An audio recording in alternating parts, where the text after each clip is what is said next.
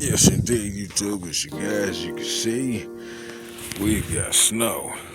Major snow, between 6 to 9 inches. But some places it blow up, build up, get up to a foot, maybe a foot and a half, even more in other places. But too much going on, as the title show. We had a little incident today. Luckily, it wasn't involving any other cars. We were able to avoid that. But due to us, making the maneuvers and adjustments that we had to avoid traffic, we had to make the choice to take the Walla. This is one part of the damage that we sustained. Just right there to the bumper, not too bad. As far as visual damage, we'll do some more in-depth checking. The engine and compartment and things like that to make sure there's nothing damaged. So far, looks to just be a little ugly scrape on the bumper that we already needed to replace anyway. Also, man, it was such a great impact that it knocked our box loose from our floor. I'll get on in there and get to that. Yes, indeed. So as you can see, this is part 2 of the damage. If you look real close, the way we had everything set up is that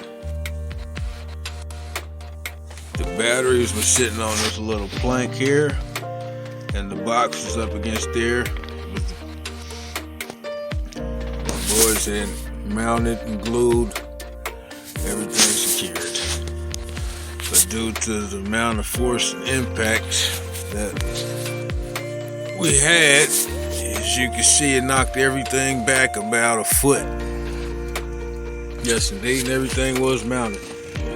Now, our piece that we got secured to the floor, it didn't move at all. They say it PL'd and everything, spray foamed, screwed, everything is attached. But the box just had a few screws in it, well, more than a few, enough to hold it. But as you can see, that impact knocked those, probably broke all those loose.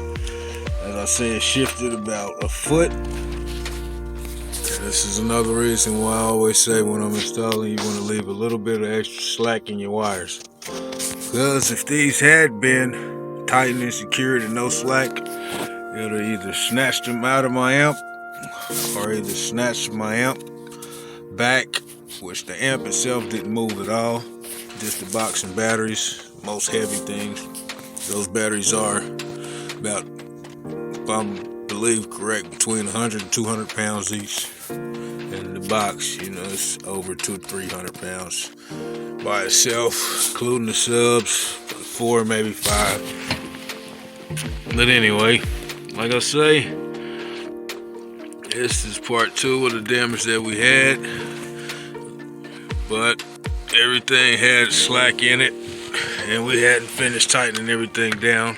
Even when we do, it'll still have slack for this purpose and just for other purposes when we need to work on and do adjustments. We'll have space and room and wire to work with.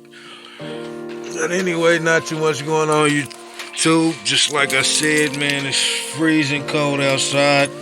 The weather's bad, and people are not cautious. I'll touch on this real quick, man. For some people, for some reason, people think like if you got 4-wheel drive, then you're just the ultimate snowmobile. Not at all, man. Just to hint on it real quick, and I'm not going into extreme detail, I'll just touch on it. 4-wheel drive helps you go. It allows the other wheels to turn. In case your back wheels are sliding or something like that, you got more traction by all 4 wheels turning. But although you have 4-wheel drive engaged, you have more pulling power. That's to take off. Your brakes still function the same, so you gotta be careful.